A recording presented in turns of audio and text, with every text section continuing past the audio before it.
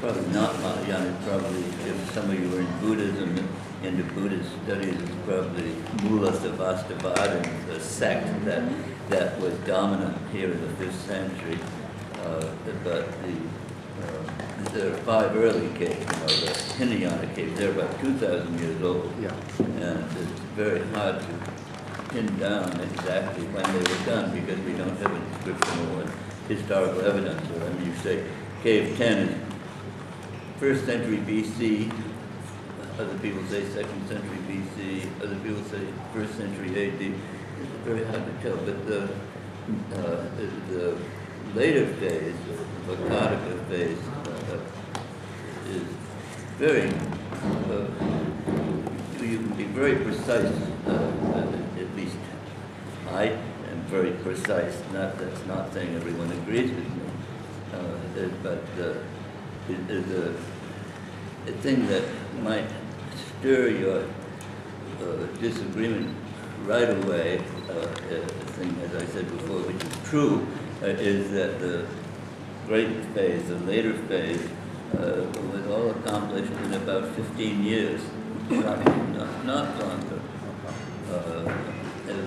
which is, it was hard for me to believe as I more and more, through research and looking at the things, it kept getting closer and closer to this idea that it's extremely short. I mean, I started with it being, some of you may know the great book, The Art of Indian Asia by Joseph Campbell, published it for Zimmer. It has wonderful photographs in it.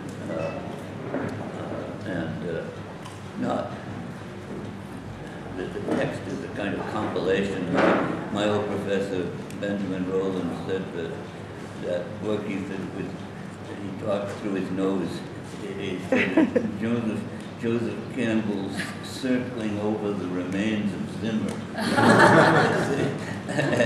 but still, anyone who circles over the remains of the great Heinrich Zimmer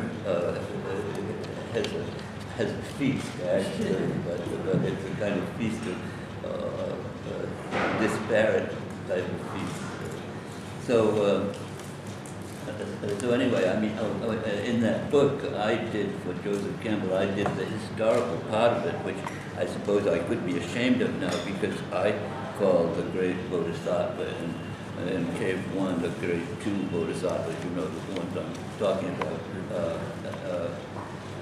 I call it mid-7th century. Now my problem is, are they 477 or 476 or 478? I mean, I've cut down to that point, which makes me very suspect.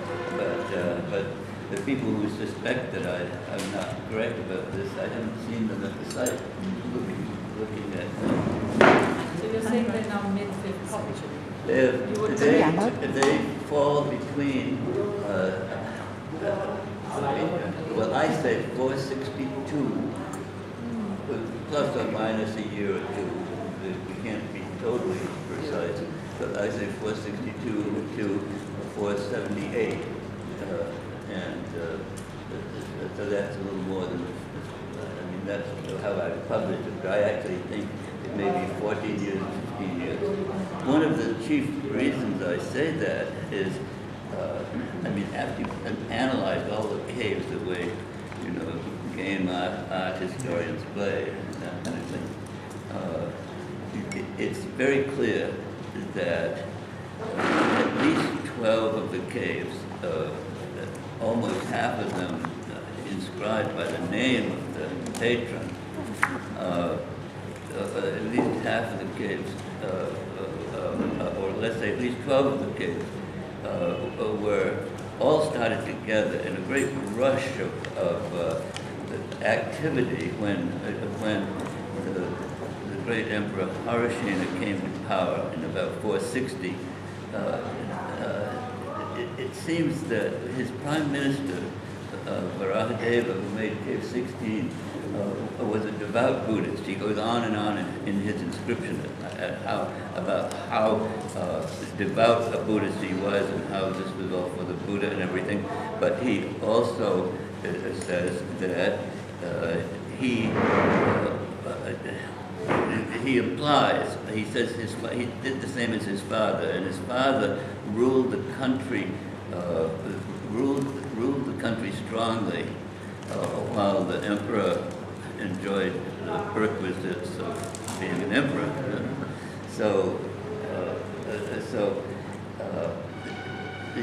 It seems as if, just like the Prime Minister of India, you see, the Prime Minister had a power that the titular head, the emperor himself, or the president of India, say, didn't have. And so it may be that Varadeva, the prime minister, he put his cave 16 exactly at the middle of the great arc of the ravine. That's where it is, right there.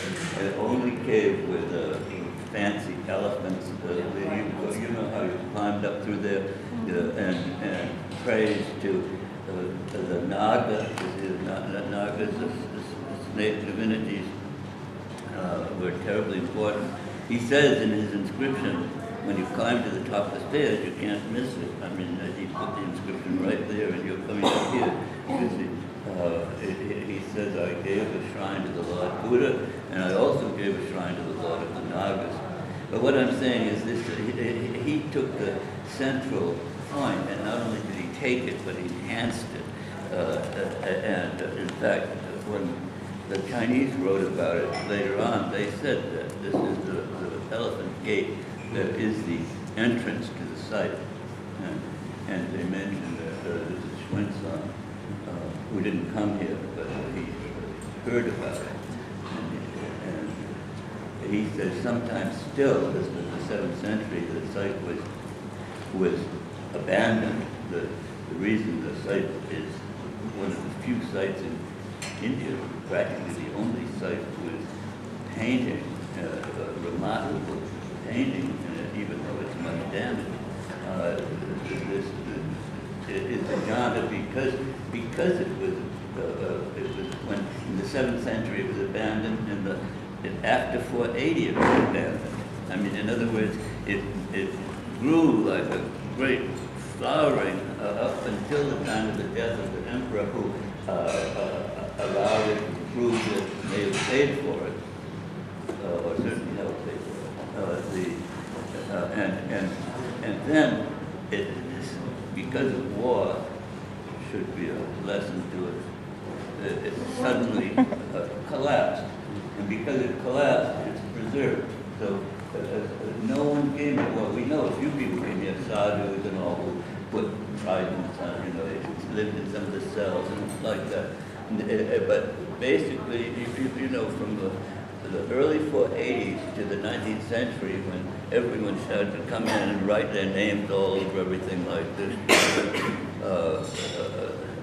no one, kids didn't come there and make faces on the walls, I mean, for all those years. It's not that it was unknown, and it certainly wasn't absolutely abandoned, but no one did any rituals. No one lit, oil lamps that are so fine for devotion, but not so good for art, because they cover the art with soot, and so no one did that for all of it. From which time onwards did agitating abandoned or slowing down? I would say the abandonment took place. I mean, the Emperor Harisena died about 477. I try to keep everything clean and neat so that you can say 477 was the height of Ajanta's development. It ended like this when Harisena died, and 478 is a year of great tension. Everyone is rushing in to do what they hadn't done before, but because they weren't in such a rush, rushing in to get the Buddha image finished and dedicated and get the merit. This site is all about merit. You know, all of the inscriptions, all of the big inscriptions make that clear. And of course, it's also about praise for the Buddha and praise for the donors by implication, of course, and permanence. All of the major inscriptions, like Waghora Davis as Prime Minister, all of the major inscriptions say at the end something like, may these caves, may this cave, which cannot even be imagined by little-souled men, last as long as the sun and the moon endure, which we hope is going to be quite a while. I mean, the whole business of caves, there's a certain mystery about caves anyway, even these are man-made caves, but certainly one of the things about caves is that it's not going to burn down next Tuesday. Let's hope not. But as I asked you something, you were saying you think it was more Mulus and Raskulari rather than Mahayana. So, number one, was that strong in this area? Because I come from Kashmir, and it was apparently a strong hold in Mulus and Raskulari. On this matter, I totally say what people like Schwinglaw, you know, the great work on the John paintings. I mean, what I'm trying to, in my roundabout way, get to tell you is I honestly don't know about Mula Savasava. I try to not offend the establishment by saying that these later caves are Mahayana because no one really likes that. And so Why don't you like them? well, you're going to get me out of something that I'm not going to tell you anything that's sensible and true.